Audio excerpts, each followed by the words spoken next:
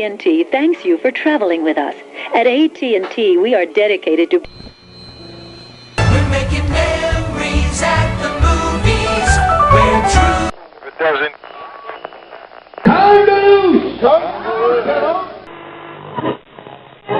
We share a magic day. We share enchanted nights. It's a never... Just make believe you're a tiny little show. Tiny little show that's reaching up to start to grow with the right amount of fans and the right amount of love.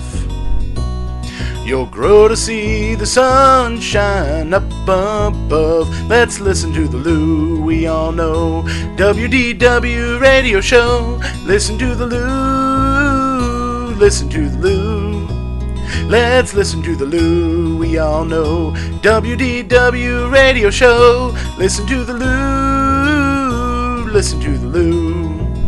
The podcasts come and the podcasts go, but Lou knows everything that he must know. The host and you can be good friends. Let's listen so our magical time will never end. Let's listen to the Lou we all know. WDW radio show. Listen to the Lou. Listen to the Lou. Let's listen to the Lou we all know. WDW radio show. Listen to the Lou. Listen to the Lou.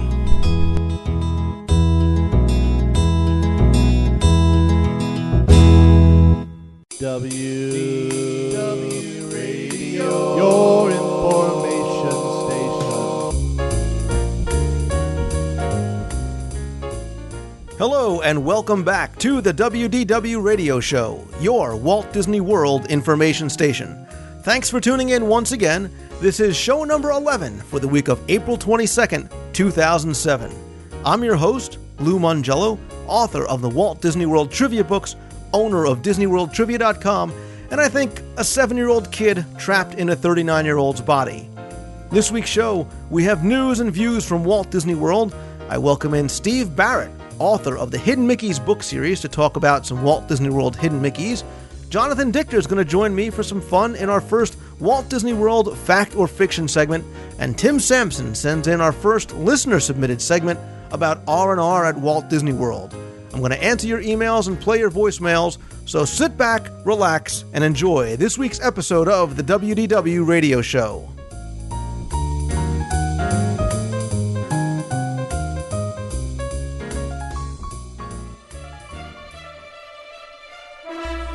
And now, a WDW Radio Show News and Views Report. Live from the WDW Radio Studios in Scotch Plains, New Jersey.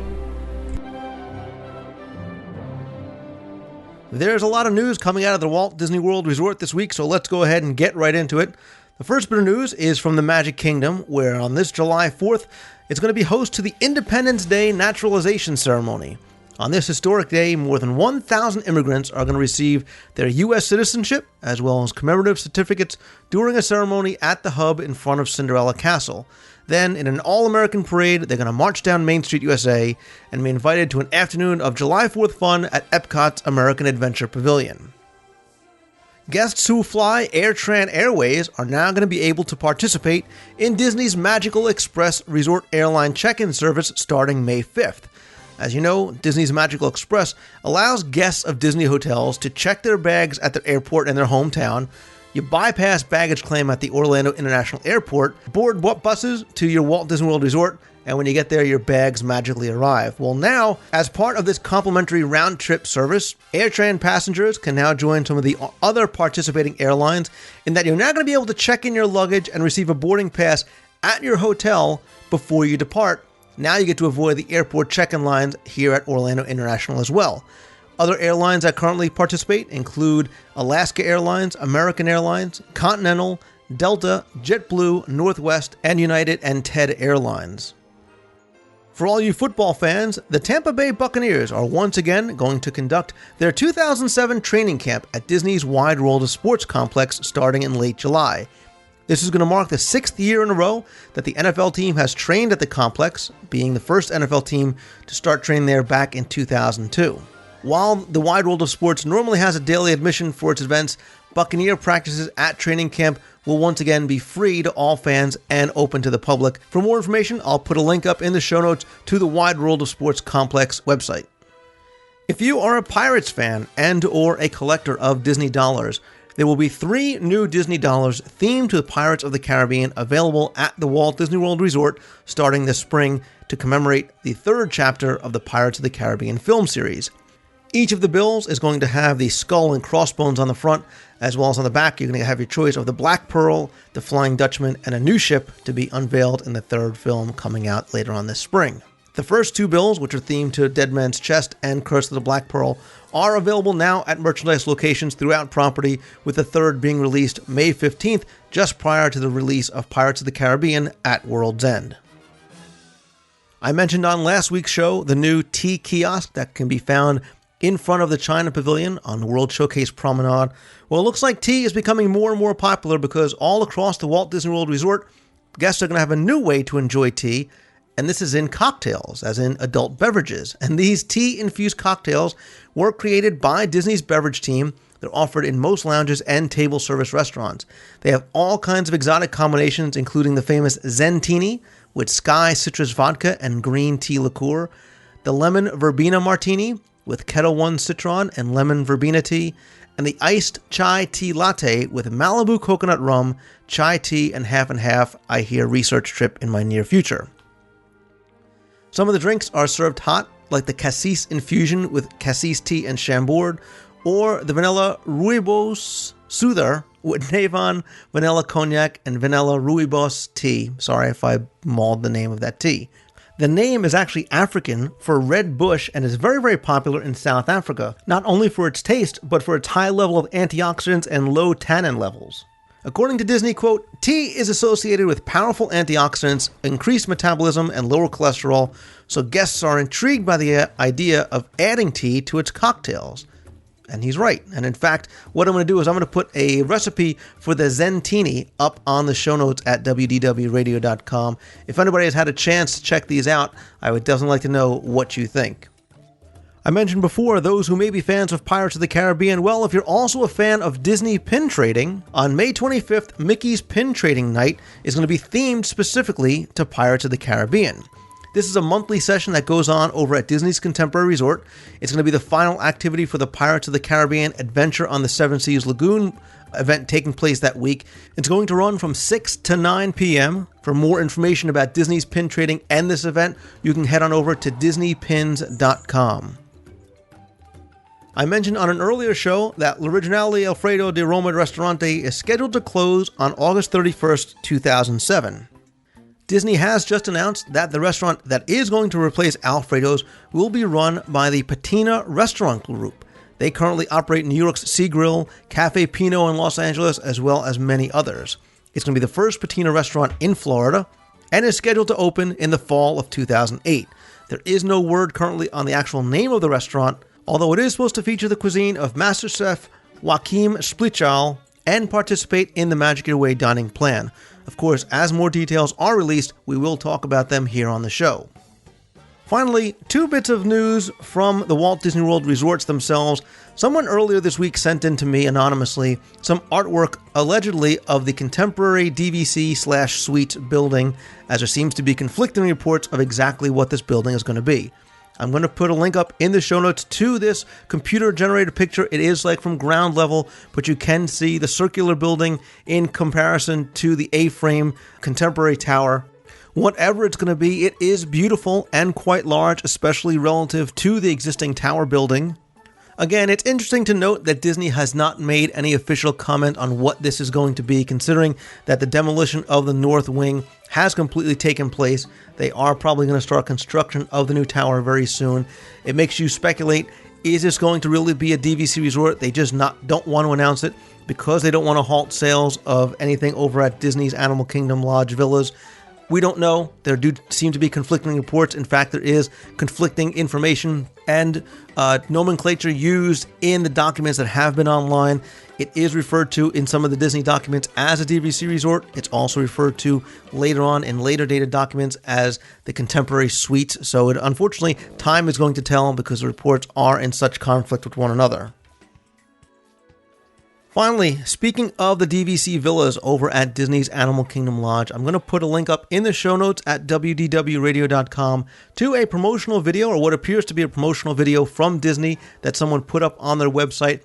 It'll give you a little more of an idea of what Disney is planning to do over at the villas, as well as some concept art and other promotional pieces. I want to thank all the people who sent me the link to that video this week. I do appreciate it.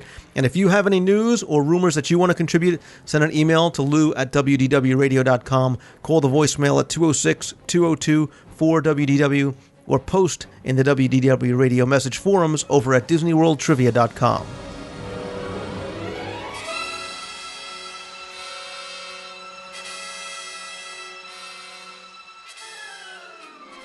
And now, a trip to the Walt Disney World Rumor Mill.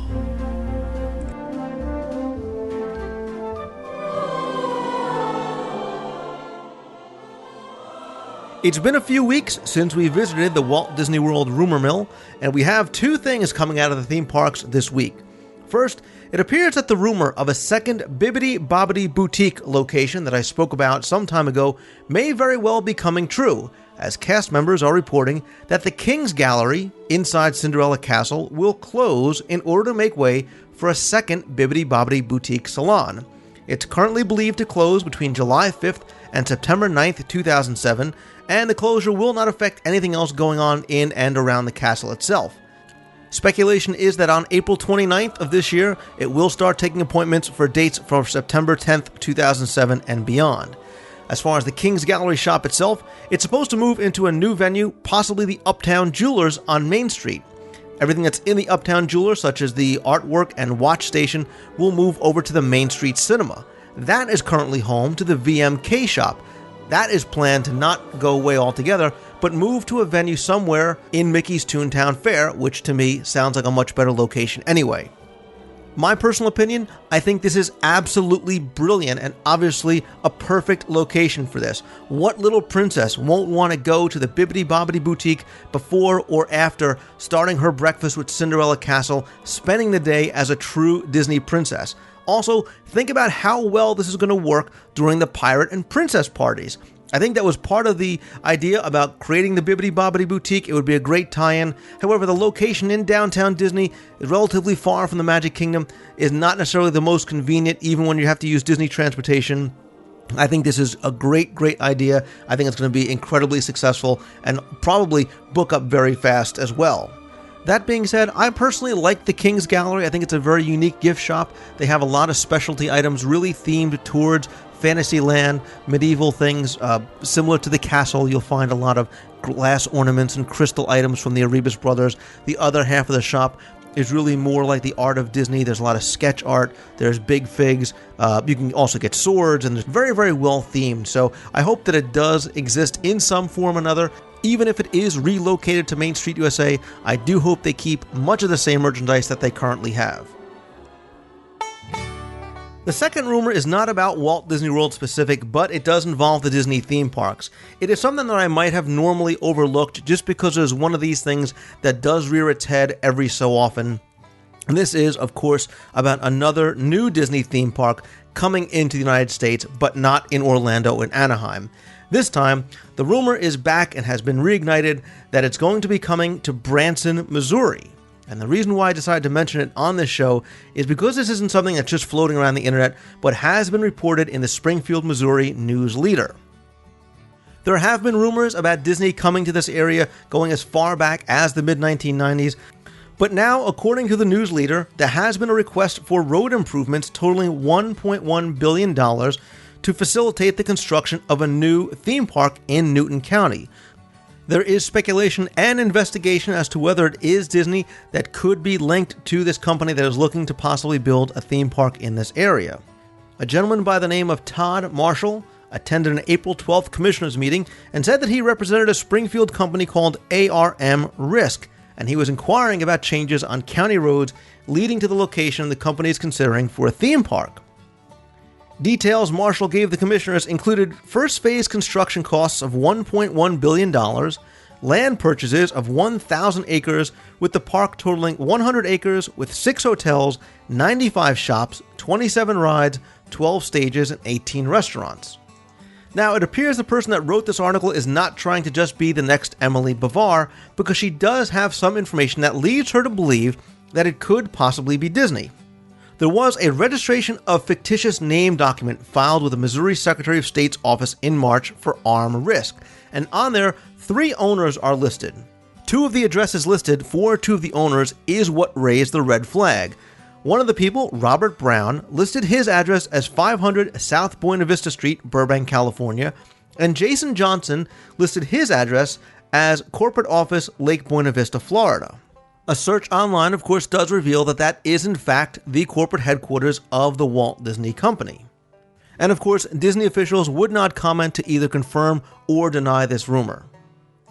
Now, this, of course, leads to a number of very interesting and pressing questions, one of which is, would Disney be careless enough to actually put down their corporate address if they were interested in this property? They would not do the opposite of what they did in Florida in order to acquire the land at the price that they did. But let's just wonder, and we'll play devil's advocate and say, what if it is Disney? What if it is Disney coming to Branford, Missouri? Could this be one of those smaller niche parks that I spoke about back in February that Disney may be considering to expand their offerings worldwide and in the United States? You know, this location, Branson, Missouri, is smack dab in the middle of the United States. It is a very, very popular tourist destination. It's actually known as the live music show capital of the world. There's more than 40 theaters, there's over 100 shows, there's great weather, it's very easily accessible. There's everything there from a downtown area, tons of shopping, there's cabins on lake, there's 3 lakes, tons of restaurants, golf, there's some smaller theme parks, as well as lots of other different activities already in place in Branson. So this very well may be a great opportunity if this is where Disney is going. But rather than me speculate, again, I would like to hear your thoughts, your opinion. Do you think this is Disney coming there? Do you think this is a good fit? Is this some place that you would go to if it was a themed park? Say, could this be some sort of a rethinking of Disney's America? And then this time, instead of bringing it to the Atlantic coast, they want to bring it to some place that is already established, that very well may be able to bring people in year-round. Please share your thoughts and let me know. Send an email to lou@wdwradio.com. Call the voicemail with your opinion at 206-202-4WDW. I would love to hear from you or discuss this in the forums over at DisneyWorldTrivia.com.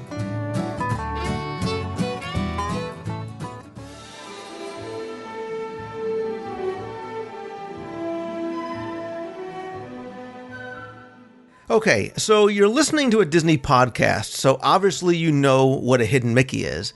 And I don't know about you, but when I hear Hidden Mickey, 2 words come to mind.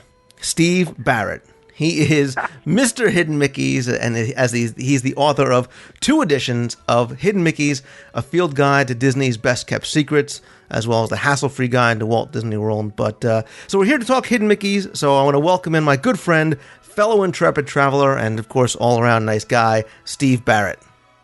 Thank you, Lou. Thank you for having me on your podcast. It's a very nice introduction, and I've certainly come to think of myself as a Hidden Mickey enthusiast for sure, mainly because I love to share them with people whenever they ask.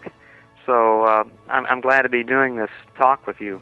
Well, good. I want to talk, like I said, all about Hidden Mickeys, and I think everybody really knows probably what a Hidden Mickey is. But for those who maybe are not all that familiar or the uninitiated, just tell us what kind of in your mind is the definition of a Hidden Mickey. A Hidden Mickey is to me is any image of Mickey Mouse or any other Disney character that you happen to spot when you're on Disney property anywhere in the world. And that image would be not blatant as a decorative image, but something that's blended into the environment that you happen to be in, whether it be an attraction or a shop or a restaurant.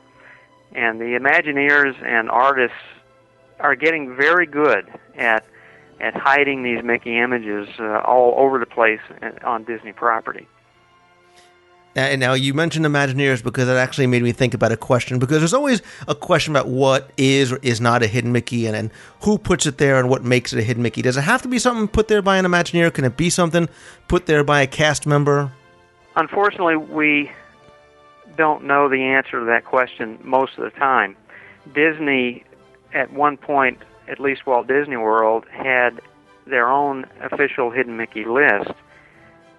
And this list was available back in the late 1990s and early 2000, 2001, 2002, in that time frame, but it was never updated, and Disney never really took it seriously. So there's never been a really good official list of Imagineer-placed hidden Mickeys, because the Imagineers do not post on a list when they put a hidden Mickey there. So the only way you know a hidden Mickey is purposeful anymore are two ways, really. Well, number one is if there's clearly an image of Mickey Mouse there, i.e. a side profile of Mickey, which is clearly purposeful, or maybe Mickey's frontal image, or some obvious image there of Mickey Mouse or another character. You know that was put there on purpose. There's no question about that. The debate comes with the three-circle or tri-circle images, where the head and the ears, and those images may or may not be purposeful. It's hard to tell sometimes, because circular forms are all over Disney property, and you know, bubbles and pumpkins and tomatoes and what have you, and so it's hard to know if three circles that may look like a three-circle Mickey was put there purposefully or not.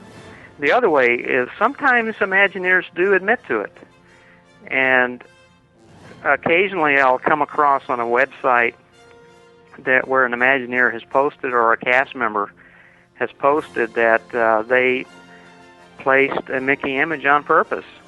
Frankly, those types of admissions are rare, and mostly what we do is we look for them, and there are out there. You know, in my new edition, the third edition of the Hidden Mickeys book at Walt Disney World, I have over 700 hidden Mickeys in that book, and there's probably in the order of 100 or so out there that I haven't even found yet, I believe, from the volume of postings I get on my website. So clearly the Imagineers put Mickey images and other images of other characters in new attractions and refurbishments, and they wait for us to find them. It's really a fun game, and I hope Disney keeps this game going for a long time. Well, it leads me to my next question. How do you go about finding them? I mean, are you just walking the parks looking all the time? Do people write into you? Explain how it works over on your website as well. My website has helped tremendously because it relieves me from having the full burden of finding them, because there are a few folks that I've come to know through the website that I trust, and I've come to know them as excellent hidden Mickey spotters. So when they post on my website or on my email, I really my ears perk up, because it's probably, there's a good chance it's going to be a true new hidden Mickey finding. So I don't rely on myself alone anymore since my website started, as I did in the early years when the first edition of the book came out in 2003. I would basically go out there and wander around. And, I'll give you a good story. I was there with a friend from Oklahoma a few years ago. We were at Animal Kingdom, and we were on the Maharaja Jungle Trek, walking just past the tiger exhibit and taking our time. I mean, this friend from Oklahoma, it's good for me to be with people sometimes, because they slow me down. You know how it is when you walk through Disney World and look at all the details. Sometimes I'm not very good at that, but anyway, he was wandering and moseying and looking at the details, and and he yelled at me. He said, "Steve, look at this!" And so he was pointing at a mural just past the tiger exhibit, a mural of it had forest and trees and leaves in there, and he was pointing to a hidden Mickey. And I have actually I have his photo on my website because it was so dramatic. It's a beautiful hidden Mickey, three-circle Mickey, hidden in the leaves. And when you look at it, it was clearly purposeful, put there. It doesn't look like any of the other leaves around it. The artist did a wonderful job with that hidden Mickey. I would have never have found that hidden Mickey if I hadn't been with my friend, because he was taking the time to look at that mural of thousands of leaves, and he found that truly wonderful hidden Mickey there. So yeah, I do rely on people that take their time and look at the detail, because they're out there. I tell you, the Imagineers do a great job with this. So you mentioned your website, and people can actually go to the site.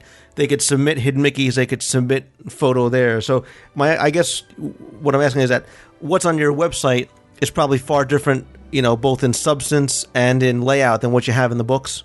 The website has photos for one, and the book, Disney does not allow me at this point to use photos in the book. So I rely on descriptions in the book for sure. To describe the hidden Mickeys and where they are. Now, one thing with when people post to my website, many times it's from memory. They come to a trip to Disney World and they take a bunch of photos, and then they see a few hidden Mickeys, and then they go back home and try to describe them. Well, sometimes their descriptions are rather vague. That leaf or the Polynesian over there by the rock, Right, that's it. Right. So I have to go out and find them and verify them. I want to get the descriptions as specific as possible. And on my website, I may put their description up there if I agree with them, but I'll put a more detailed description under the author's comments, and certainly in my book, because some of those hidden Mickeys are very hard to find. And even people have told me, even with my book, with detailed descriptions of some of where the hidden Mickeys are, sometimes they're very hard to find, some of them.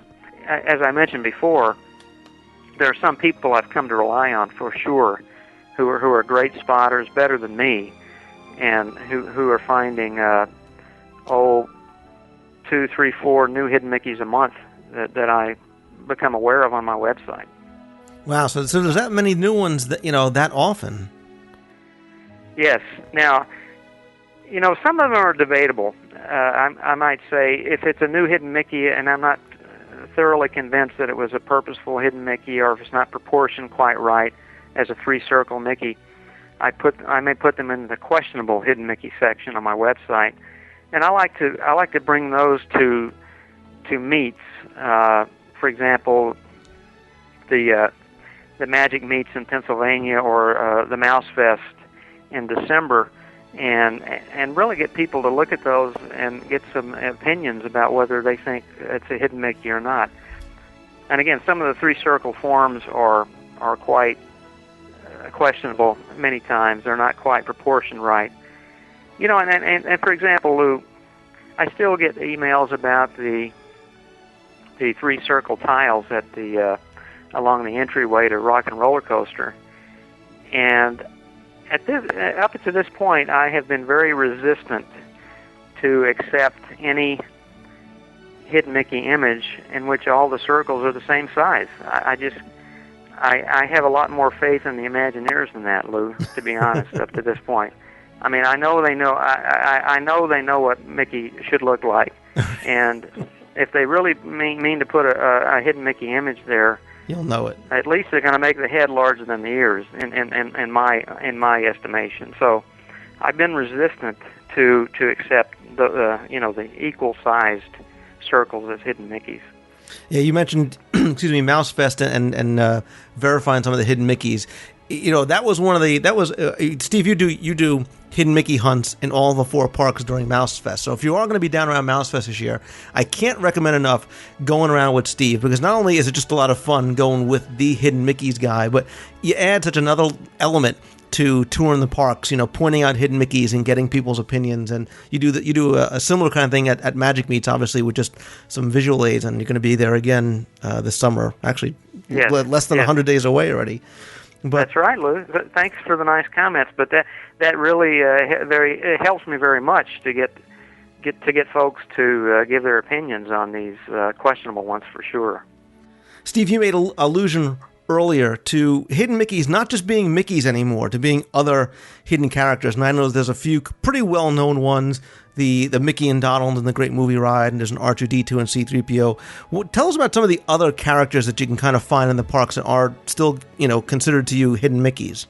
Some of the other hidden characters would be hidden Minis, for example. There's a great hidden Mini in the Great Movie Ride at the loading dock, and the cast members there will they carry flashlights with them to show if anybody loading on the ride there at the Great Movie Ride asks about the hidden Mickey, they'll shine the flashlight up there and show them. So it's not always easy to see, in other words, but it's a great image of Minnie. Is that the one up in the window? That's the one. It's in the middle of the mural. It's in the it's above a stump. Tree stump, and it's above the middle house. It's a shadow in the grass. Right, I just remember it's a Mini. You had a car of about 40 people kind of craning their necks, looking up in the corner to see if that image in the window was a silhouette of Mickey. Oh, I debated about that one for a long time until I finally got a good photo of it, and I think that is a good hidden Mickey. It's a Mickey image, a 3-circle Mickey, a little distorted, but it's on the right side of the mural in the second house from the right side, and it's in the leftmost window, and it's just a Mickey shadow in the window. It's a beautiful little Mickey image, tiny. Yeah, tiny Mickey really hard image. to see. And you can I forgot to mention your website. It's hiddenmickeysguide.com. You can go over and you can kind of browse through the parks. They're all categorized that way, and you can try and spot some of the hidden Mickeys that way, and as well as submit your own. Yes, absolutely. You go through the catalog of Mickey images there. I have maybe close to 1,000 photos by now and postings on the website. And people actually ask me about quick lists of hidden Mickeys. And the best I can come up with is to go to my website and click on catalog, the Hidden Mickey's catalog, and then just click on one of the major parks. Say you want to go to Disneyland and you want the Disneyland Hidden Mickeys, just click on the catalog and it gives you a list of the Hidden Mickey titles, not descriptions or photos, but it just gives you a list of the titles, which at least from that list maybe can help you, navigate around. But you were asking about other characters. A lot of people's favorite characters is Kermit the Frog in Star Tours at Disney World. When you along the queue, it's about halfway along the queue, Kermit is sitting below the walkway, and he's made of tubes and robot parts. But that's a very cute character image. There seems to be more goofy images popping up. At Downtown Disney, there's a great Goofy shadow in the Goofy Candy Company on the wall behind the behind the counter. So yeah, there are a lot of other cool hidden Mickey characters that you can find throughout Disney World. But by far, the Mickey image is the most common. And you were asking how it started. That is debated periodically, but I do like Jim Hill's theory about that. That when Epcot was being designed and built in the late 70s, early 80s, the Disney management did not want characters in Epcot. They wanted to keep the characters in Magic Kingdom. They envisioned Epcot as a more adult park, and sort of a silent protest, the Imagineers began hiding Mickey in Epcot. And actually, the term Hidden Mickey didn't really begin to be used until the late 1980s. And in fact, there's a fellow here in Orlando that claims to have written the first article about using the term Hidden Mickey, and I think it was written in like 1988 or 89, maybe 1990. But retrospectively, of course, in Disneyland, there are Hidden Mickeys there. There are Mickey images. They weren't called Hidden Mickeys until the late 1980s, 1990 in that time frame, but clearly Hidden Mickeys were being placed by the Imagineers before they were called that. So I think that's how it all started. And now, obviously, we've come to expect them every time there's a change, every time there's refurbishment, every time there's a new attraction open. Have you had a chance to go and spot any of the new Hidden Mickeys, maybe in the Nemo show or the Nemo attraction, or have you made it out to see the Grand Fiesta Tours yet? Yes, the Nemo musical at Animal Kingdom. There's a great Hidden Mickey to the left of the stage in the bubbles. Several people saw that and sent me photos, and I went out and verified it. It's a wonderful Hidden Mickey, three-circle Mickey in the bubbles, and the Nemo ride at in the Living Seas with Nemo Pavilion at Epcot. There's a pretty decent Hidden Mickey image and on the ceiling, along the entrance queue, when you reach the inside part, when the water appears above you. There's just at the right corner at the beginning of that part of the queue on the ceiling. There's a three-circle Mickey image above you in the water that I think is pretty decent. Now, somebody just emailed me recently. I haven't been on the new ride at the Mexico Pavilion, and somebody emailed me that there is a new Hidden Mickey in there. I'll have to go try to check it out. He didn't really write a description of it or not, but I would be certainly interested if any of the listeners know of any new Hidden Mickeys in the new ride at the Mexico Pavilion. I think it just opened up recently, right, Lou? Maybe a week ago. Yeah, or so. Only about a week ago. And I haven't been on it yet, so.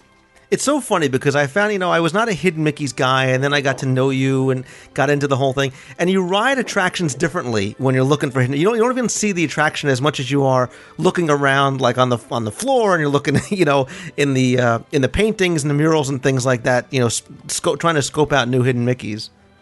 It's just amazing. And some of them are hard to spot. There's a Hidden Mickey, for example, in the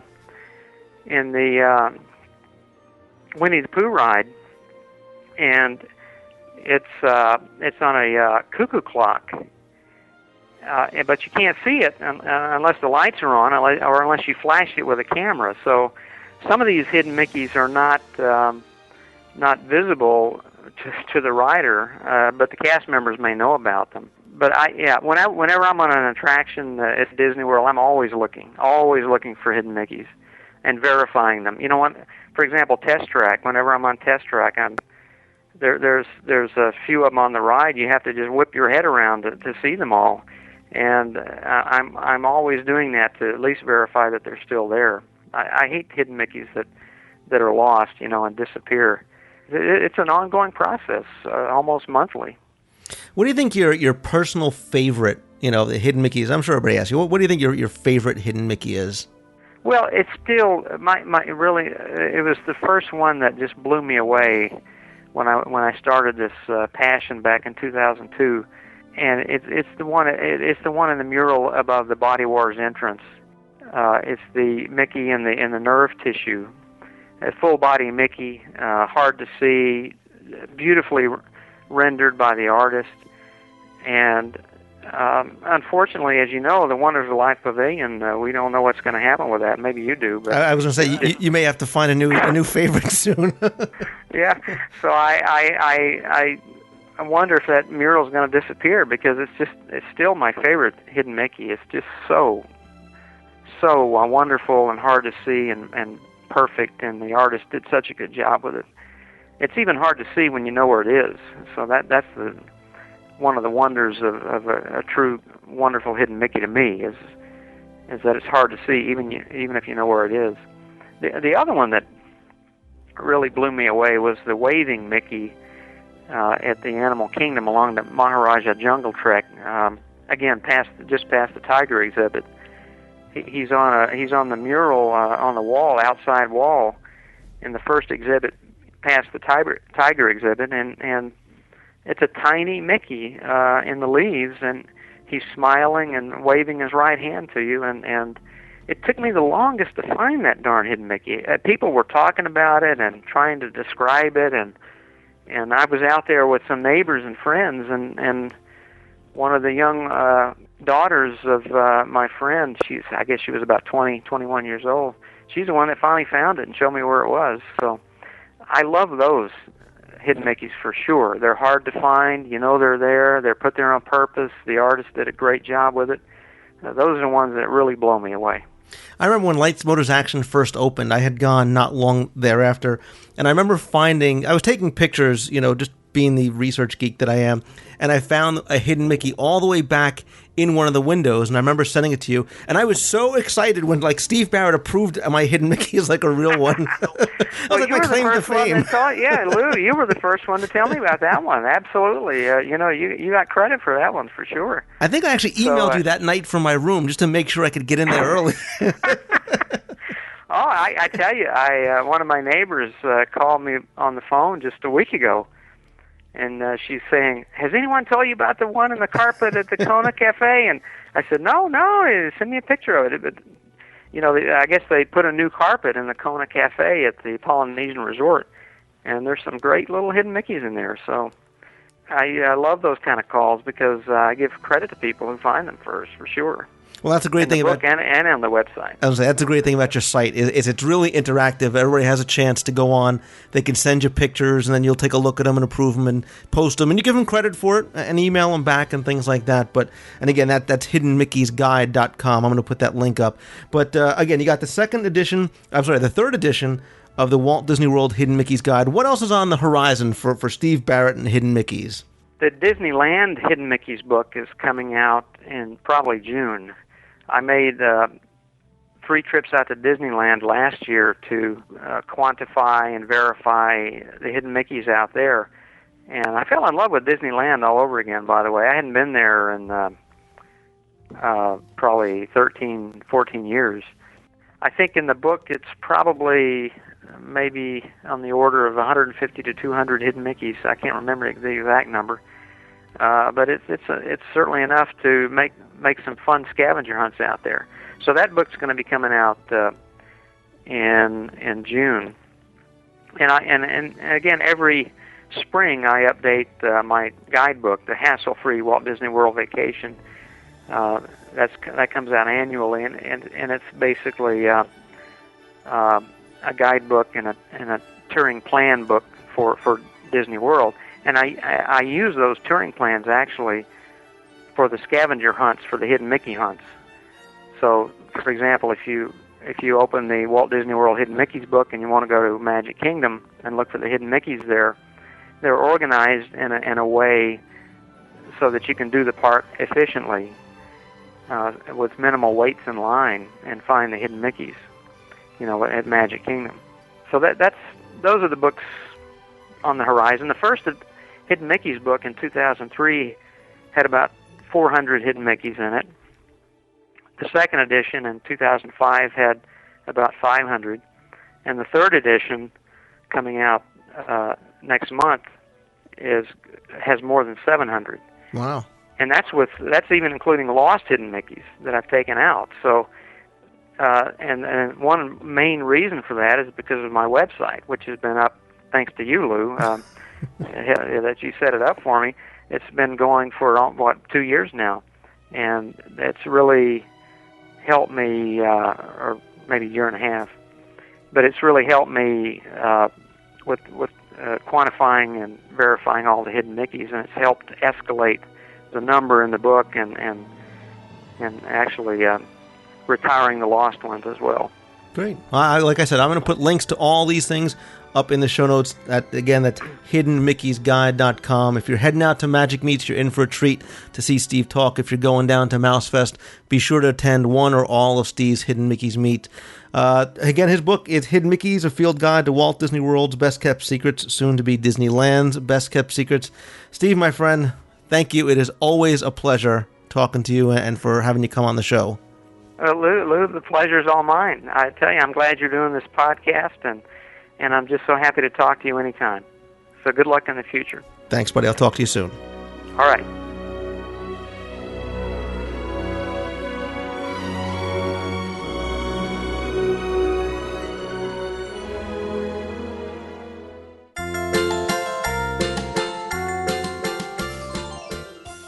I said from the very first show that I wanted the WDW radio show to be as interactive as possible and have you, the listener, participate in the show. Many of you took what I said to heart as you continue to email me, call the voicemail, and post in the forums over at DisneyWorldTrivia.com and elsewhere. Others have submitted show ideas, and some of you have even contributed your own listener-submitted segments. So in keeping with my promise, I want to offer you one of the very first ones that I received. This comes from a very patient listener, Tim Sampson, who sent me this some time ago. Many of us go, as I say, commando style to Walt Disney World, and I am guilty of often feeling that time not spent in the parks is time wasted, as I like to say. But there are plenty of places to rest and relax at Walt Disney World, many of them free, so you don't always need to have a vacation from your vacation when you finally get home. Tim seems to think so as well, and he has submitted his first R&R at Walt Disney World report. I want to thank Tim for sending this in, and please let me know what you think of this segment, if you'd like to hear more from Tim in the future, and if any of you have experienced what he's going to cover here. Thank you again, Tim. Enjoy. Hiya, pals. This is Tim Sampson with your R&R at WDW report. This is the start of what I hope will be a regular segment here on WDW Radio. I've been going to Walt Disney World several times a year for the last, 35 years, and I have come to truly love Walt Disney World. It's one of my favorite places to be. So in recent years, I've been trying to learn how to relax more when at Walt Disney World, how to enjoy some of the finer points of this world-class resort. Too many times, I think people go to Walt Disney World and they try to do everything and see everything and experience everything.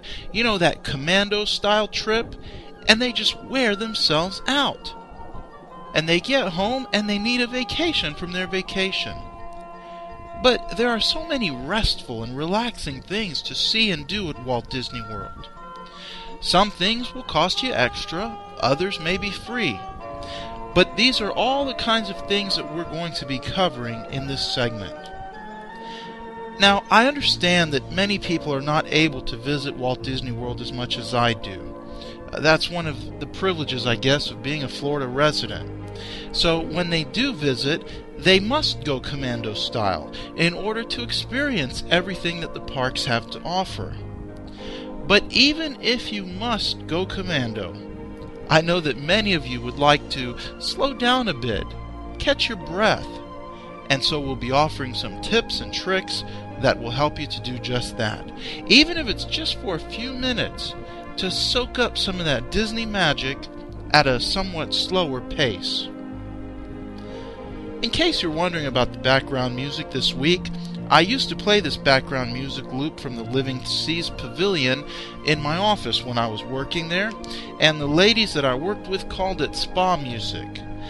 They called it my relaxation time. They knew when I was stressed out, I would put this loop on. So I thought it was very appropriate, since the first R&R at WDW report will be covering the Grand Floridian Spa and Health Club. Now, my wife and I have been in the hospitality business for a number of years, and we've had the opportunity to visit many fine spas around the country as well as in the Caribbean, and we believe that the Grand Floridian Spa ranks up there with the top 10 we've been to. As the name implies, this is part of Disney's Grand Floridian Resort, and if you've ever been on the monorail as it loops around the Seven Seas Lagoon, you have likely passed right over the Grand Floridian Spa and Health Club. It's a small building in the same design as the Grand Floridian Hotel. It's located between the main building and the wedding pavilion. The spa is really just a short walk from either the Grand Floridian or the Polynesian Resort.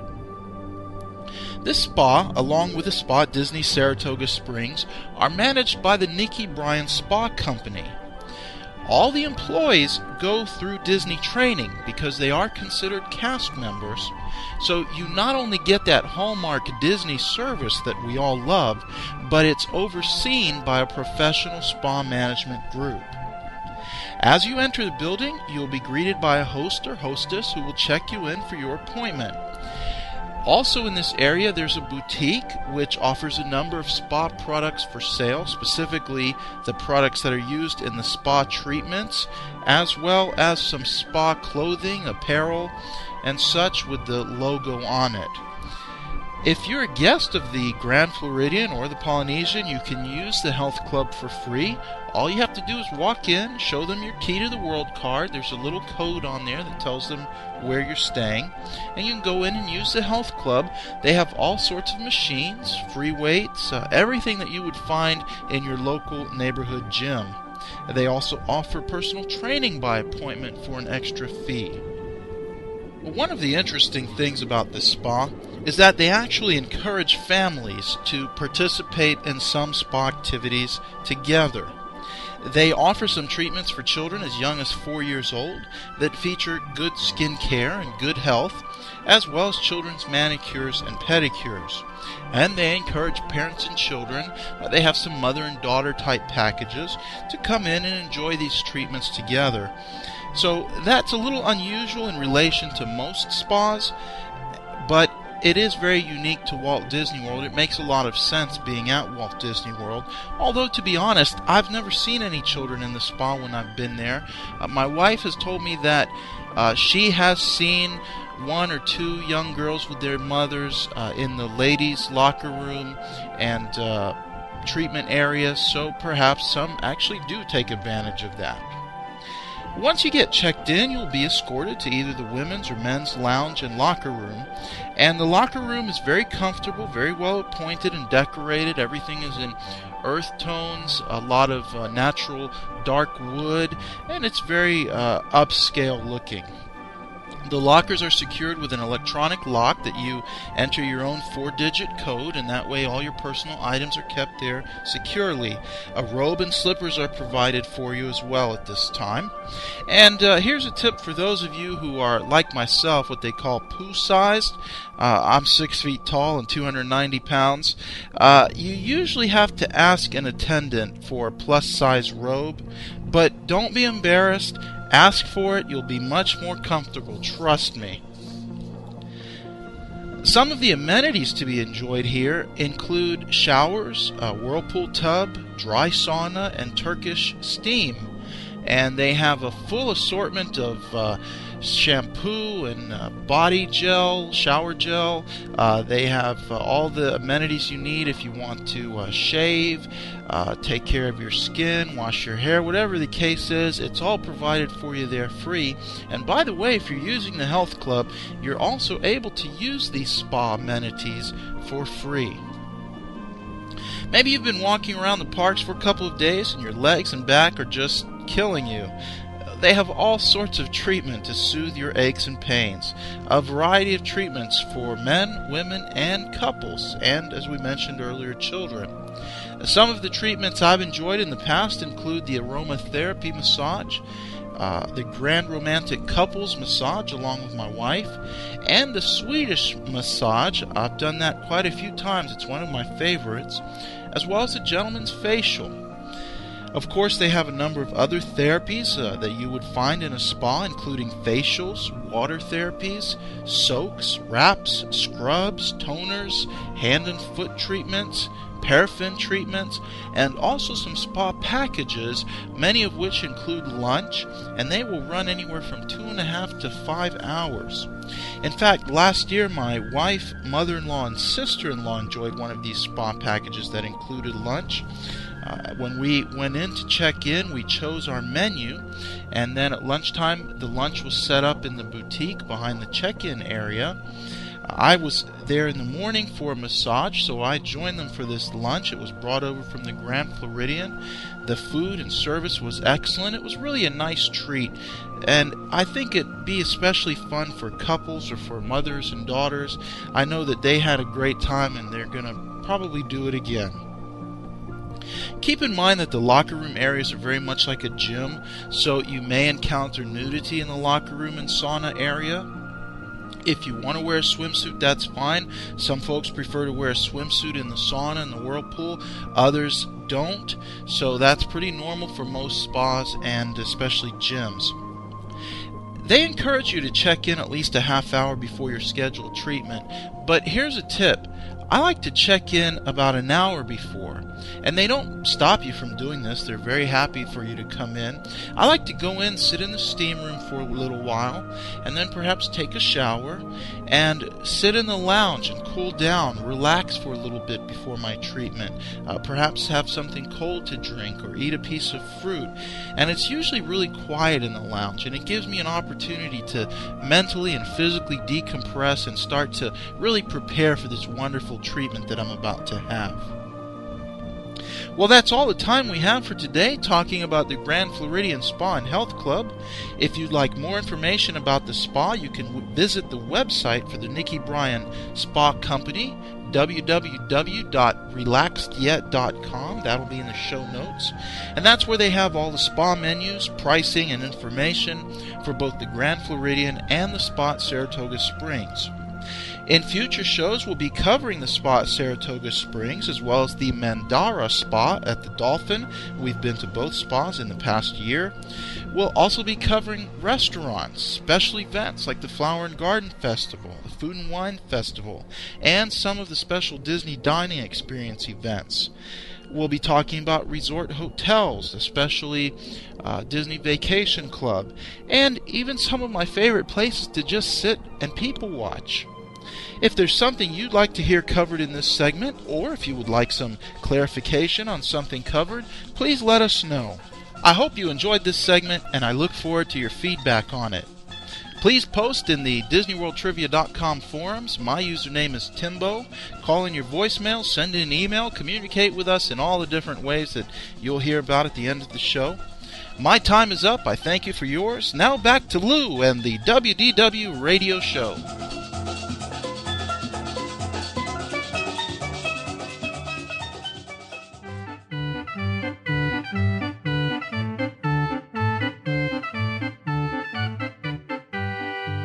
One of the ways I like talking about and kind of bringing out some trivia into the show is by doing a segment that I call Fact or Fiction. And it's where I basically ask somebody 10 questions all about Walt Disney World and ask them if they think it's fact or fiction. And again, not meant to quiz them, just to kind of talk a little bit about some Disney trivia.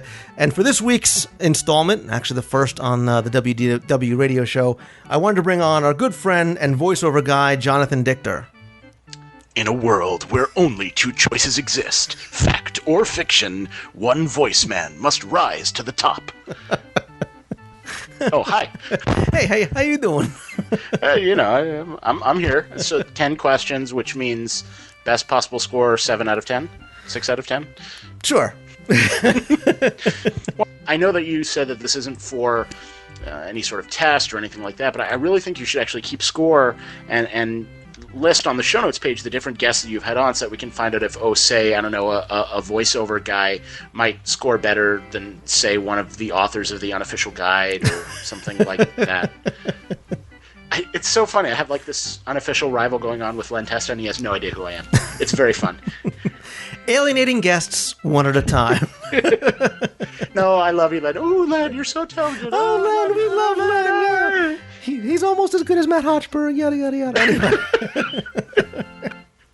Hey, quit making fun of my co-host like that. All right, Jonathan, let's get right into it. Let's start with our first fact or fiction question. Easier than the bar exam. All you have to do is tell me whether you think it is fact or fiction. Ready? Okay. All right. Like the hot seat, only better, but with no valuable prizes. Question 1. Main Street, USA was once home to a tobacco shop. Can I phone a friend? It's fact or fiction. Pick one. Can I poll the audience? It is fact or fiction. Fact, no fiction. No, wait. No, wait. C. No. It's fact. There was a tobacco shop on Main Street. You're right. You after all that painful deliberation, it is a fact. And as you were walking up Main Street, USA, towards Cinderella Castle, a little right before you approached Casey's Corner, and obviously it sold pipes and tobaccos and cigars. One of my favorite collectibles is actually an old wooden cigar case with the old Walt Disney World logo branded on it. And it's actually pretty funny because they don't sell gum anywhere on property, but they sold tobacco. That is pretty interesting. Do they sell other sorts of smoking jackets and hats? Yeah, I mean, just the Sherlock Holmes cap was the. Do they sell like bubble pipes? Or those little candy cigarettes. Great mouse detective paraphernalia, things like that. All right, let's move on to question 2. The Swiss Family Robinson's treehouse is built into a replica of a giant banyan tree. And the answer is Swiss Kapolka. You are correct, sir. That is a fact. I'm going to say that banyan tree sounds like something you completely made up, so I'm going to say fiction. There's no such tree. I just said it was a fact. Oh, it is a fact. That's right. Wow, you're 2 for 2. Excellent. Yeah, it is a replica of a banyan tree. It's actually its own little species that Disney's called a Disneyodendron eximus, which means out of the ordinary Disney tree. The roots of the tree are actually built 42 feet into the ground for structural support. There's about 1,400 branches. They're covered with 300,000 lifelike kind of polyethylene leaves that really do blow in the wind and are different colors. And back in 1971 dollars, they cost about $1 each. So, and the only thing living on the tree really are not the leaves, but the Spanish moss. That's the only thing that's really the only part of the tree that's alive. Swiss Famlicus triacus. Close enough. Gotcha. Question 3. The current sponsor of Star Tours is M&M Mars. Star Tours, MGM Studios, Motion Simulator Ride, Candy. Yeah, that fits. Okay. Fact. Oh, if I would have fiction. If I would have asked you this a long time ago, it might have been fact, but today it is fiction. Energizer is the current, the little pink bunny people. They are the current sponsor. M&M Mars was the sponsor. What Candy and Star Wars have to do with one another, other than making really cool little action figure M&Ms, I have no idea. Nothing outlasts Luke's lightsaber. It just keeps going and going and going. All the Jedi use Energizer batteries in their lightsabers. That's right. All right, question 4. The Bird and Robot Show could once be found in Tomorrowland. Pretty sure the Bird and Robot Show, otherwise known as the Tiki Room, has always been in Adventureland. Fiction. I was going to ask you if you were sure you wanted to keep score, but right, it is fiction, and it's not what you're thinking or where you're thinking. The Bird and the Robot Show is actually part of the post-show display over in World of Motion, over in the Trans Center. And there were a couple of different little exhibits in there. One was the Water Engine Show. The other one was the Bird and Robot Show. And it had a notable audio animatronic, which was the toucan, who was called, creatively enough, Bird. And there was a robot, like an assembly line robot, and his name was Tiger. And he kind of demonstrated the importance of robots in automobile assembly and things like that. He did a lot of different tricks and really had his own little persona, but he was the notable thing about him was that he was the first audio animatronic figure to actually pick up things. He could actually retrieve things out of a bag, show them to the audience, and then put them back in. Fiction, because the robotic birds are the Tiki Room and Peg Leg Pete, and now Iago and Zazu. Okay, let's move on to question 5. Journey into Imagination opened. I love this ride. Yeah, I see. You notice I picked out a Star Tours question for you, which almost got wrong, and a Journey into Imagination question for you. So here you go. Journey into Imagination opened with Epcot Center on October 1st, 1982, and was heralded as, quote, an instant classic. I actually know that is fiction because Journey into Imagination itself didn't open for a few months later. All that opened when Epcot opened was Magic Journeys. You are a gentleman and a scholar because the Journey into Imagination ride didn't open until March 5th, 1983. Bravo. The reason it took so long was I had to lay down the voice track for Dreamfinder, and I was only 7. No, wait, 1983, that would have made me 5. They had to wait until I was actually hit 5 before I could record it for Florida labor laws back at that time. Were you able to get a SAG card back then, or did you have to... No, I'm not 30 yet. Nothing has started to sag. All right, Mr. Lawyer. Question number 6. The year that the United States gained its independence can be seen atop the Hall of Presidents.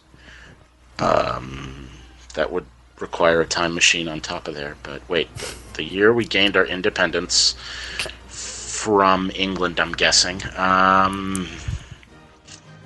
No, from Luxembourg. Of course.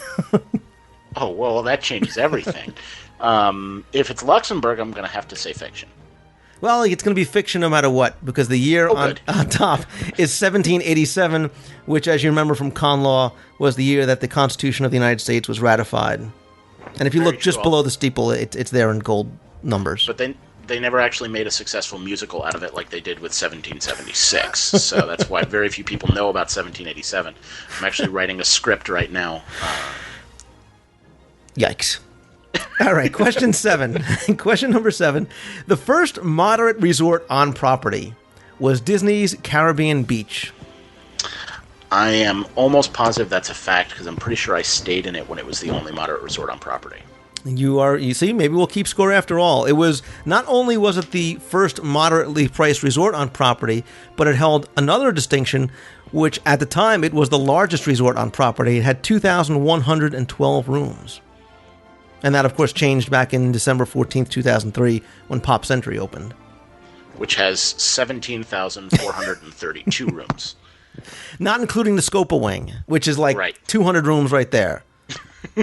Plus the jacuzzi lounge and the disco room. But anyway, well, actually, Pop Century had 2,880 rooms in it. That's the classic years. The legendary years, which we are still waiting to open, is going to have another 2,880, unless they make those suites, who knows, for a total of 5,760 rooms. But again, we'll have to see what's going on with the legendary years, if and when they ever open. Wow, that's a lot of rooms. That's a lot of rooms. That's a lot of people. That is a lot of people. But anyway, question 8. Mount Mayday can be found in the middle of Blizzard Beach. Well, I'm aware of the fact that I've never been to a water park, but I've also never heard of Mount Mayday, so that would mean it's probably in one of the water parks. But you're a tricky guy, so I'm going to say that it's probably over at Typhoon Lagoon and say fiction. You could represent me any day of the week and twice on Sundays. That is good deductive reasoning. You're right. It is the centerpiece of Typhoon Lagoon, and it is the 100-foot-tall Mount Mayday, which is surrounded by a 2.75 million-gallon wave pool. How cool is that? That's very cool. That's an enormous wave pool. Does it have one of those like slides that's completely 90 degrees where you just sort of jump and fall into the 275 million-gallon tank, screaming and shouting all the way? All right, here you go. For bonus points, even though we're not keeping score, what's the name of the boat that's perched atop Mount Mayday? Oh, gosh. It was 40 cubits by 80 cubits, 2x2 animals. No, wait, that's Mount Ararat. That's something else altogether. Let's just say the Black Pearl for fun. Cool, nice reference, but wrong. It's missing the Nautilus. Again, close, other side of the park. How about the Wicked Wench? It is the Miss Tilly. It was a shrimp boat. And fiction. It's the Flying Dutchman. Okay, we're not keeping score. Don't worry. Anyway. All right. Question 9, Jonathan. There are 11 baobab trees found inside Africa, over in Disney's Animal Kingdom. There you go, making up foliage again. First it was some other kind, now it's the baobab tree. Baobab tree, ay, ay, ay. In Africa? Mm-hmm. Hang on a minute. www.google.com. How do you spell baobab? So you don't go to DisneyWorldTrivia.com first. Thanks. Oh. Well, Jonathan, it was nice having you on the show. Fact. Fiction. That's what I said. You can visit Jonathan's website at Voice of WDW Radio. Oh, no. There is actually only one live baobab tree in all of Africa, and that's in Harambee. It's right outside the Tusker House restaurant. There are a number of fake ones inside Kilimanjaro Safari, but like I said, they are not real. A lot of them are meant to cover little feeding areas and hide browse and things like that. So there is only one live. What exactly does a baobab tree look like so that I could see it? Is there a picture on DisneyWorldTrivia.com? Which, by the way, is my favorite website. Which, by the way, you have just we've just blocked your IP address, so don't even bother trying. DisneyWorldTrivia.com is my favorite website for any sort of trivia information you need from Walt Disney World. And shameless plugging will do you no good now. Okay, a really easy way to see a baobab tree. Think about a petrified tree turned upside down with its roots hanging out, and that's probably what it looks like. It's kind of a whitish gray with these scraggly-looking branches sticking out of the top, and that's what a baobab tree looks like. I think they may actually have a replica of one on the... in fact, I know there's a replica of one on the Safari because I remember I have a picture of it. I thought it was real, but I guess it's not. There's a replica of... Man, I think there's 9. I think there's 9 of them on the Safari. Somewhere around there. Fact. Whatever. What do I know? All right, your last question and your chance to redeem yourself is when the Enchanted Tiki Room opened back as the Tropical Serenade at the time, it was a D-ticket attraction. This may be a little bit before your time, but no. It is before my time, but I think I may actually know the answer. Although, before I give you my answer, I'd like to encourage any of the listeners who want to stop for a minute and go look in their official Walt Disney World trivia books written by Lou Mangello, now on sale, 2 for $20 at DisneyWorldTrivia.com. And you can wait, and while you go look it up, I will consider... Actually, I want to say that the Tiki Room was one of the original e-ticket attractions, so I'm going to say fiction. Oh, so close. You were close. I meant fact. Well, when I said fiction, I meant fact. Then you get credit. Excellent. I could only imagine what your essay portion of your bar exam looked like. Anyway, when it opened, it was actually a D-ticket attraction. Like I said, it was known as a Tropical Serenade. If you remember from our discussion of audio animatronics, it really was kind of the first attraction to use the audio animatronic figures. Very cool at the time. I was actually a huge fan of Tropical Serenade. It was in the Sunshine Pavilion. I don't know if you remember going back, the old orange bird that used to stand outside. It basically was a walk-around character with this giant orange for a head. And because the pavilion was sponsored by the Florida citrus growers. Oh, no, yeah. I don't think I ever saw the orange bird, but I remember the Tropical Serenade. I remember the voices of all the gods and goddesses scared the heck out of me before I went to go in and see the birds, and usually would just fall asleep after being frightened by the gods. I didn't really appreciate art and audio animatronics when I was younger. Now I like them a whole bunch more, and now that I'm old enough to appreciate them, they changed it and added Zazu and Iago, and that just upsets me. I don't really want to talk about it. I was going to say, I'm sure you will refrain from commenting, but all right, that's it. I have no idea what your score was because I wasn't keeping score, so we'll just say that you got 7 out of 10. I know. No. It was amazing because not only did I get the bonus question right, I plugged the book, which actually gives me a 13 out of 10. Which is the best possible score. Well, as of right now, you are leading all of our guests in their scores in the Fact or Fiction segment. So beat that, Len Testa. Go ahead, I dare you. That's right. Go ahead. Come on, unofficial guide boy. Come on. He's so gonna kill me when I see him at Mouse. Be nice. I'm still waiting for my I Love Len t-shirt to come in the mail. So. Oh, Len, we love you. Oh, you're so cool. God, I want to be a Len groupie so bad. Anyway, Jonathan Dichter, you are the intro guy, since I don't know what else to call you, and your blog is voiceofmousetoons.blogspot.com. if you don't know what else to call me, you could just say the voice of WDW Radio, or the guy that produces the voices behind the magic segments, or my best friend in the whole world, or the best voice guy ever to grace a podcast except for Brian Summer. You know, all right, so I want to thank the voice guy, Jonathan Dichter, for coming on. As always, thank you for thank you for all of your intros and all your hard work. And as you know, Jonathan is doing some good things over there in rainy, cold, wet Seattle to not only improve his quality of life, but doing things for the Dream Team product to raise money. And Jonathan and I will be crossing the finish line of the half marathon in 2009, hand in hand, arm in arm, or at least being wheeled in separate wheelchairs across the finish line. No. Do you want to hear the update? Go ahead, lay it on us. Give me the number. Make me feel bad because between me, you, and however many listeners. All right, well, those three won't tell anybody. Nice. Wow. Sorry. No. As of this week, as of Monday of this week, I've lost 27.8 pounds.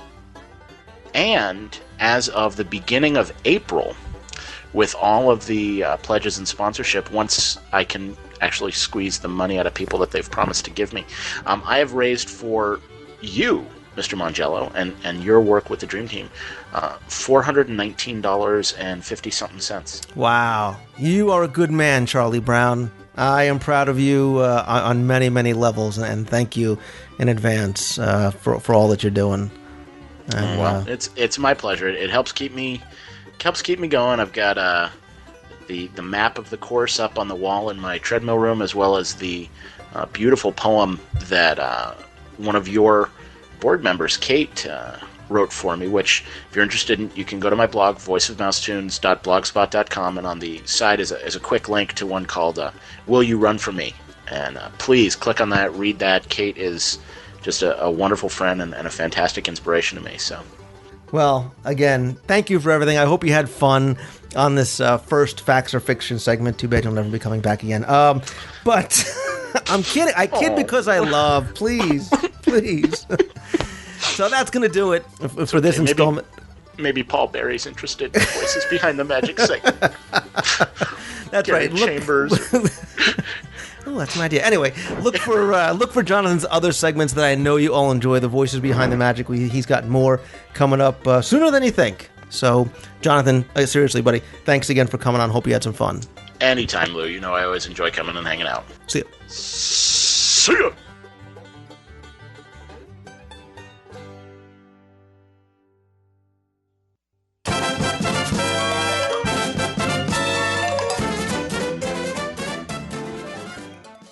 I want to thank you all for sending in your email questions and comments. I really do appreciate them. I'm sorry I did not get a chance to get through any last week, but we do have a lot to cover this week, so let's get right into it.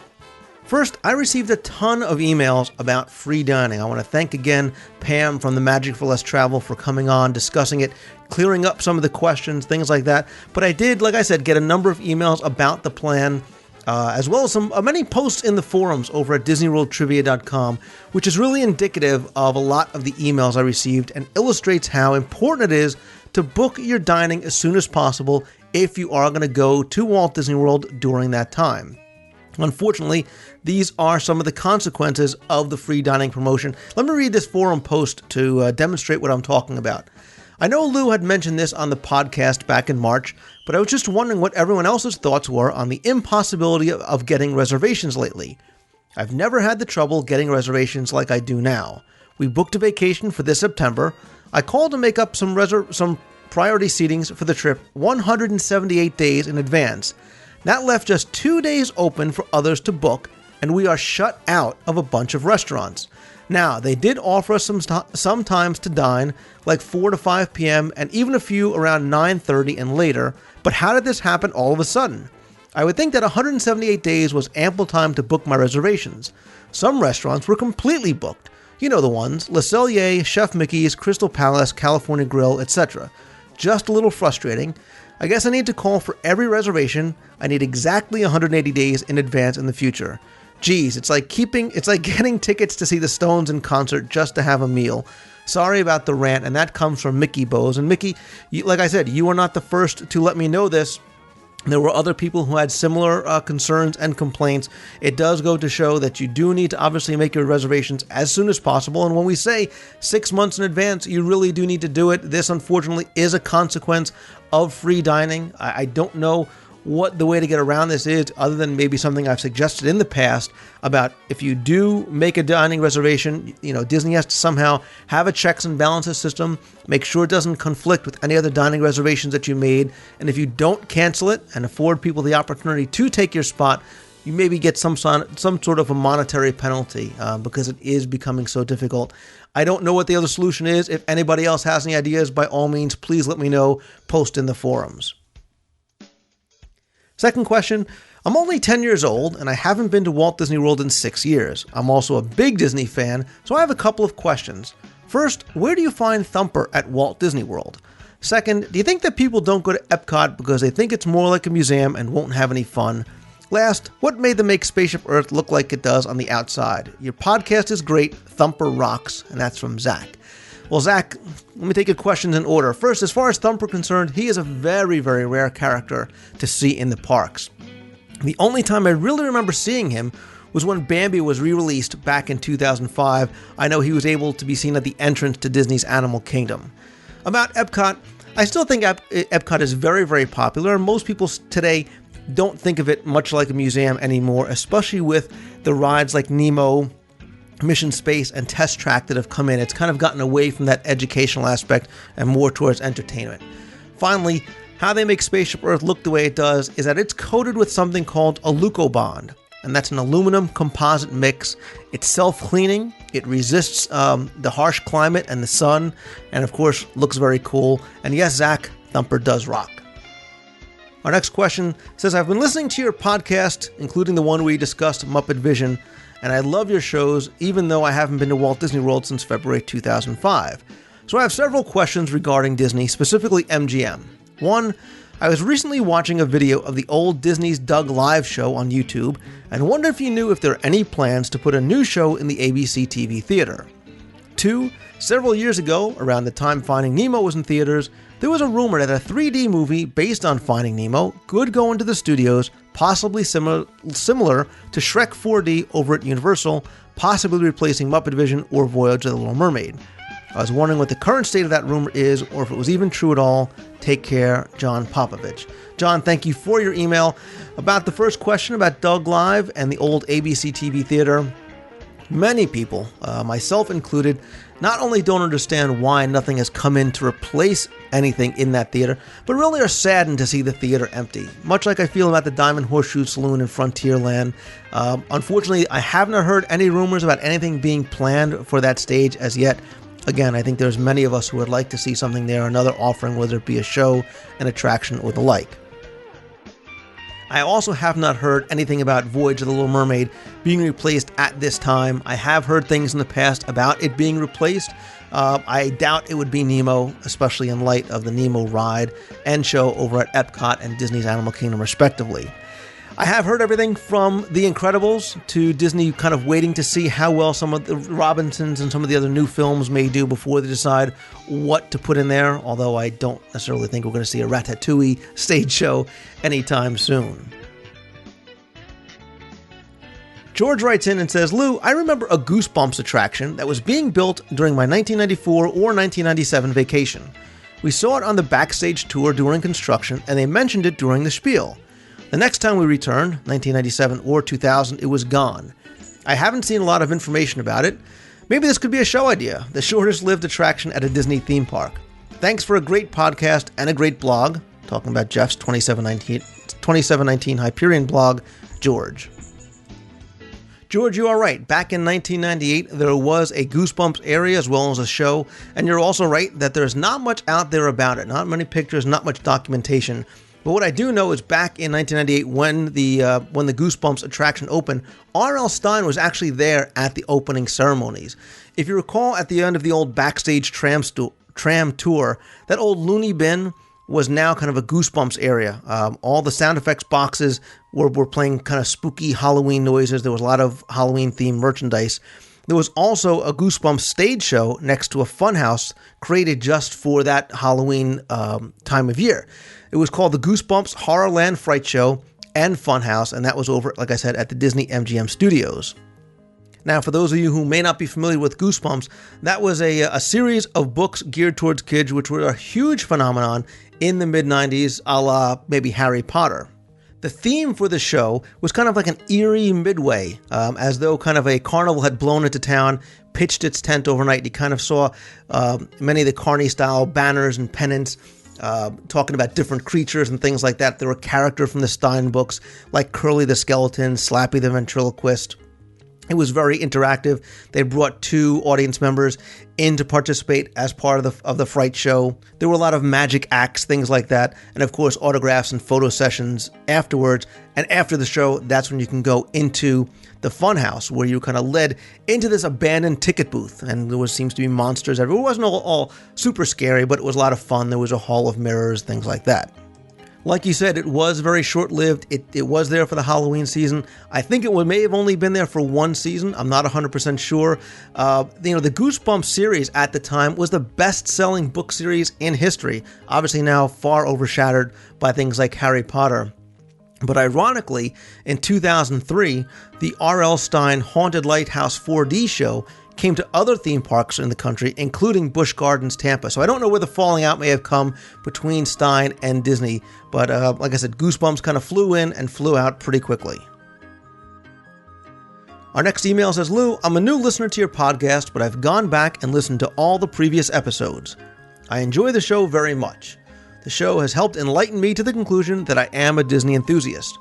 I've been to Walt Disney World well into the double digits, but now that I have a 2-year-old, I found that I have seen the park in a different way. I agree with you 100%. Quick question about an earlier podcast. You'd mentioned that the hotels in downtown Disney were on Disney property. Do they also qualify for the extra magic hour at various parks? Thanks, Mike Zabko from Maryland. Mike, thank you. And I believe that extra magic hours are available to all Walt Disney World guests, including the Swan and the Dolphin, Shades of Green, and only the Hilton at Downtown Disney, but not the other Downtown Disney hotels. If you are going to be staying at any of the Downtown Disney hotels, I will double check first, but I do not believe that any of them other than the Hilton are eligible for extra magic hours. Heidi Meister writes in and says, Lou, thanks for a great podcast. My family and I have enjoyed catching up with your 2007 episodes the last 2 weeks. I really enjoyed hearing about the 7 wonders of Walt Disney World. I had a question generally related to the animatronic segment. Has there ever been an animatronic of Walt Disney himself? Maybe even just talk of developing an animatronic Mr. Disney? Heidi, it's funny that you asked that question because many people have wondered why and even suggested that an animatronic of Walt Disney be created and placed in something like The American Adventure. I'm not sure if this is something that we'll ever see. I'm sure there's a lot of reasons why Disney and its Imagineers have thought about not maybe placing an Walt Disney animatronic somewhere. But this is an interesting question. I'd like to know your thoughts. Do you think we should or will ever see a Walt Disney animatronic figure? If so, where should he go? Should there be an attraction specifically about, should he go something like Walt Disney One Man's Dream? Should he be in something like The American Adventure? Call the voicemail, post on the message forums, weigh in and see. I would love to hear your opinion. Hey Lou, it's me, Jake. I got a question for you about which hotel opened first, the Polynesian or the Contemporary. I know they were open on the same day, but I can't figure out which one. Also, are the Swan and Dolphin hotels connected? Jake, thank you for the question. This is a question I get all the time because there has been a long-standing rumor and or urban legend about both of the hotels opening on the same day, October 1st, 1971, with the Magic Kingdom, but one of the hotels opening a few hours after the other due to technical problems and the like. The real story is that, technically speaking, the Polynesian opened first, as it housed guests and press the night before the Magic Kingdom opened. They had rushed literally, to the 11th hour to get the hotel ready for special guests, VIPs, Disney employees, and the press. So technically, that hotel did open first. It did house, quote-unquote, real guests before the Contemporary. So if you had to pick one that opened first, it would definitely be the Polynesian. The Swan and Dolphin hotels are not directly connected, but there is an uncovered walkway in between the two that kind of also leads you out over to the boardwalk. Will from Tallahassee writes and says, "Hello, Lou. Love the podcast and wanted to say thank you for letting me know about the bush camp at the Animal Kingdom Lodge now being open to all guests. My daughter and I just got back from a weekend trip to my beloved Pop Century and had an awesome time." You see Mike Scopa there? Caitlin loved bush camp. She said all the cast members were great and kept her entertained during the 3-hour camp, and she loved the food that was prepared for them, which surprised me because she's very picky. When I arrived back at the Simba room to pick her up, she was playing the drum with a cast member, and I was impressed at the jam session. During Caitlin's class, I spent the time enjoying the awesome scenery around the pool and refreshment stand located right outside of Simba's room. Thanks again, Lou. Thanks, Will, for that kind of mini trip report and bush camp review. I'm happy to hear that you were able to take advantage of it and that you and your daughter both enjoyed it. I am having tons of fun, which means time is flying by because, of course, time flies when you are having fun. I am sorry that I did not get to all your emails again this week. I am trying to answer some via email. The rest of them I am going to answer on the show. I know I have a ton more of your emails and voicemails to get to. I promise that if you haven't heard from me as yet via email, I will definitely answer on them on the show. I thank you for your emails and for being patient. Please keep your emails and voicemails coming. Email me anytime at lou@wdwradio.com with your questions, comments, suggestions, and feedback for the show. Call the voicemail at 206-202-4WDW. And as always, feel free to join in the fun and conversation about the show at the WDW Radio forums at DisneyWorldTrivia.com.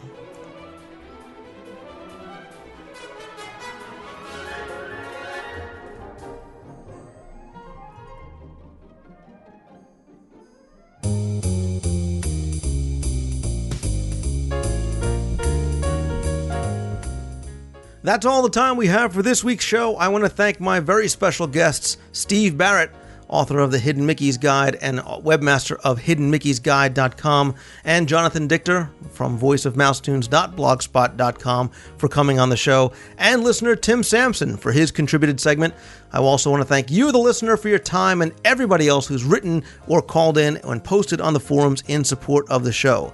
Don't forget to visit the Magic for Less Travel for all of your Disney vacation planning needs and questions.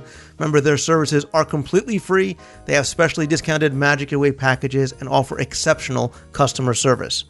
Don't forget you can still come aboard and cruise with me on the Disney Magic as well as with Margaret Tinkerbell Kerry, November 3rd through the 10th, 2007. Staterooms are booking fast, but we do have some very special things planned just for our group, as well as a chance to win a $500 Disney gift card. For more information, head on over to WDW Radio and you can click on the link there. On upcoming shows, I have more interviews and special guests, as well as trivia, news, and trips aboard my Walt Disney World Wayback Machine as I continue in our Epcot retrospective with Jeff Pepper and other fun topics. We want to explore the next of the 7 wonders of Walt Disney World, have more contests, interviews, bests of the bests, and so much more. Remember, if you have an idea for the show, let me know. And don't forget to visit some of the other friends of the show, including other podcast, bloggers, and website. I have links to all these, as well as other things, on this week's show notes page, which you can get to right from WDWRadio.com. There I also have more information, images, and links to other articles and sites about some of the topics we discussed on this week's show, so be sure and check it out. Also remember, as I said before, this show is meant to be interactive, so email me your questions, comments, or ideas to lou@wdwradio.com. Call the voicemail at 206-202-4WDW with anything from trip reports, hellos from the parks, feedback, and more. Of course, come on by the forums at DisneyWorldTrivia.com to talk with other listeners and readers about the show. It's fun, it's free. We'd love for you to come by and be a member of what we consider to be the happiest forums on Earth. Thank you again for tuning in, as well as all your kind reviews on iTunes. I really do appreciate it. They help out very much. I will see you all next week. Happy Earth Day and happy birthday, Disney's Animal Kingdom. See ya!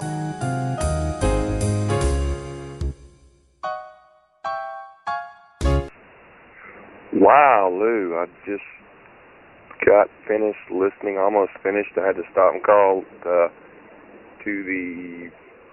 sorry, I've forgotten the number. This is Wednesday the 18th, the show on Epcot, and the whole show was just jam-packed full of stuff, man. Great show. I'm going to have to go back and listen to the whole thing over. Appreciate the work. Enjoyed the conversation with you and Mr. Pepper. And 10 Lawrenceville, Georgia, man. We listen to the show. We're fans. We're big fans. Thanks for your hard work. Bye.